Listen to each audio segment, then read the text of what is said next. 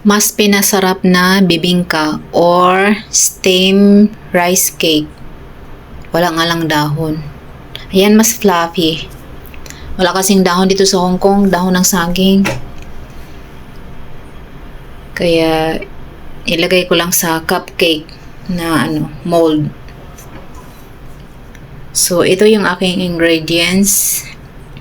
Dito gagawa ako ng tangzong. 1/4 cup rice flour and 1/2 cup water. I-dissolve mo na sa tubig bago painitin ng dahan-dahan.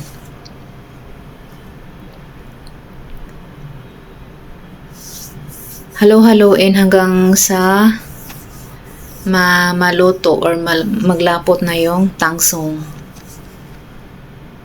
Tapos niyan, 70 grams na granulated sugar or white sugar habang mainit pa yung tangzong. Para matunaw yung sugar, nilipat ko sa bowl kasi ang liit ng aking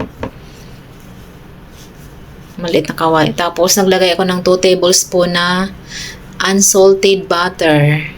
Mas pinasarap ito.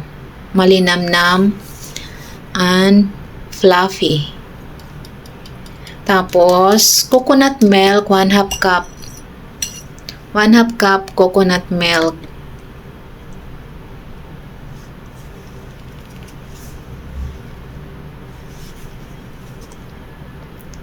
At pagkatapos niyan, naglagay pa ako dito ng fresh milk, 1/4 cup.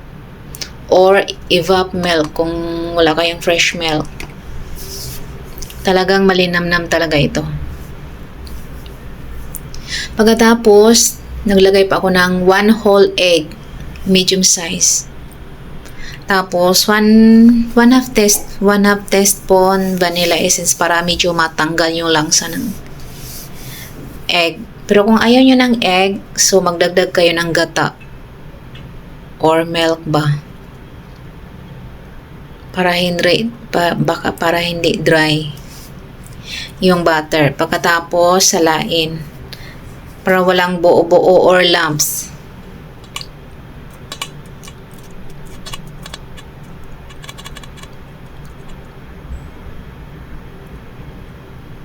Pagkatapos niya masala, halo-haluin. Tapos, dito ko na ilagay yung aking 1/2 teaspoon instant dry yeast.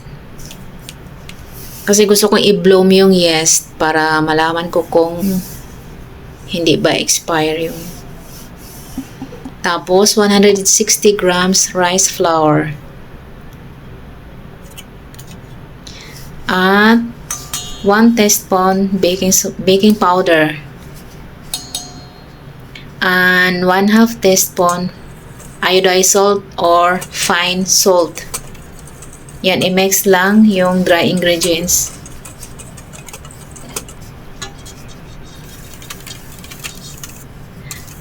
Tapos, ayan na, nag-bloom na yung yeast. Binuhos ko na, ibuhos na sa ating flour, sa ating rice flour, sa ating flour mixture. Dahan-dahan lang ibuhos para hindi magbuo-buo. Para hindi mahirap haluin.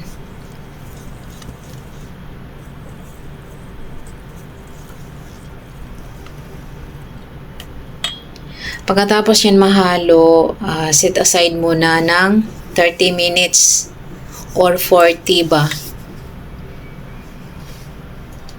Pero sa akin 40 minutes kasi may ginagawa kasi ako. So ayan, nagluluto ako ng dinner namin. Tapos bago ilagay sa mold, haluin mo na. Mix first before pouring into the mold. Haluin mo na yan. Pangalawa ko na itong luto, kaya gumawa ka ng video para hindi ko makalimutan yung aking mga recipe. Minsan mawala yung aking mga notebook, yung aking mga notes. So at least sa aking YouTube, meron akong recipe.